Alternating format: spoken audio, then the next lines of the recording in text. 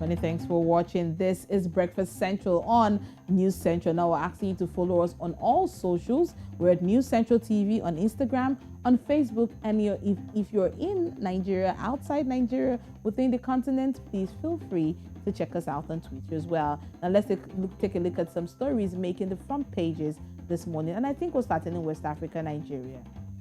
We're starting from the Daily Trust. That will be our first paper for this morning. And the Daily Trust has that big story at the front page of food crisis looms as fertilizers price soars ahead of rainy season.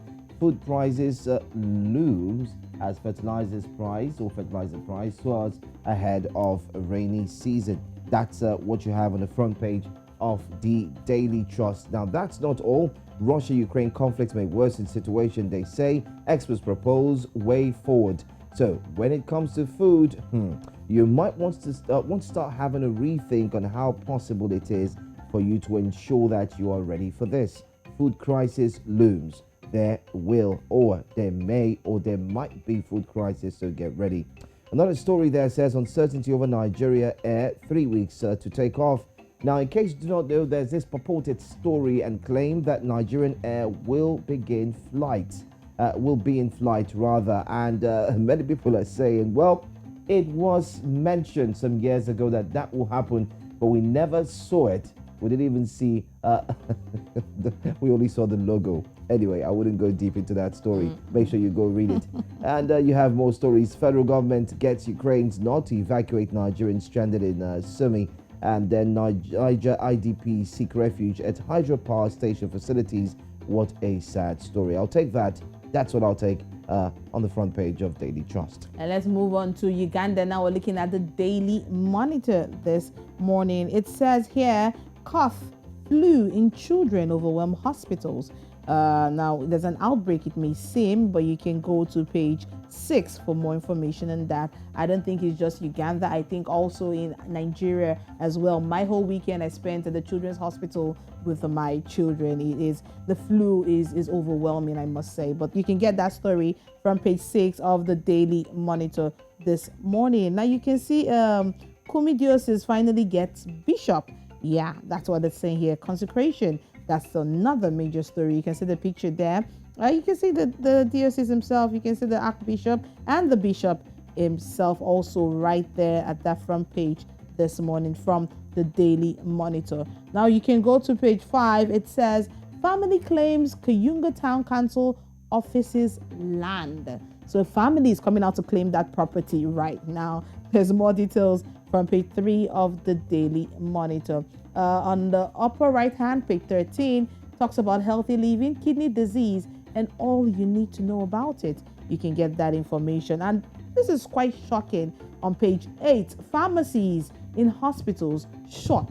That's what it says. Pharmacies in hospitals shut. Why are they being shut down? What is going on? And it seems there might be a strike happening on page 4. Umbasi College closed over strike. More details from the Daily Monitor this morning. All right, away from the Daily Monitors, let's go straight to Newsday. That's what we're going to. And Newsday, all the way from Zimbabwe, the front page, the big header that says, ZEC can't cheat us this time.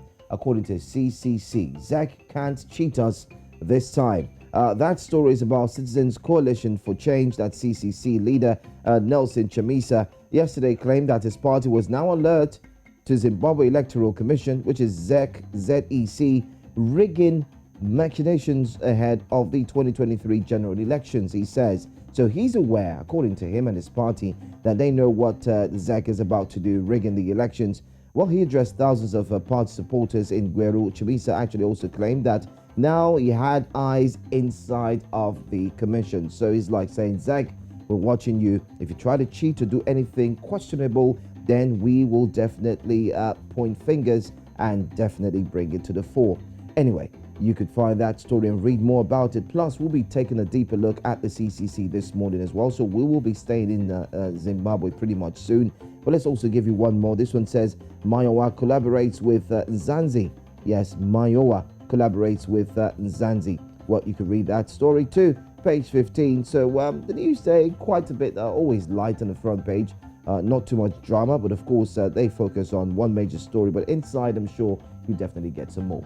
And to wrap up the newspaper segment this morning, let's head on to Nigeria once again, looking at First News. Now, the First News newspaper talks about Hush Puppy. There's an update there on the upper right. It says U.S. to offer Kyari legal representation.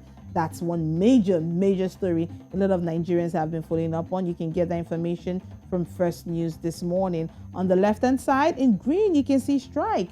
We are not moved, ASU tells federal government, as government plans to renegotiate agreements. Now, this was an agreement they had some 4 or 5 years ago, and right now the government is saying we might have to come back to the drawing board. There's more details from First News. 1 killed, many injured as vehicle rams into shops in Lagos. A sad story.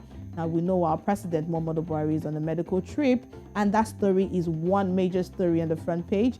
Buhari clears the air, hands over to Osinbajo. That's what they're saying. The president is to spend 2 weeks in London for treatment. APC has capacity to resolve pre-convention disputes. That's what he's coming out to say. That's another story. Looking at the Russia-Ukraine war, it says here at the bottom left, 4,500 Russians lose job over war in Ukraine as KPMG shuts Russia, Belarus firms. There you have it from First News this morning.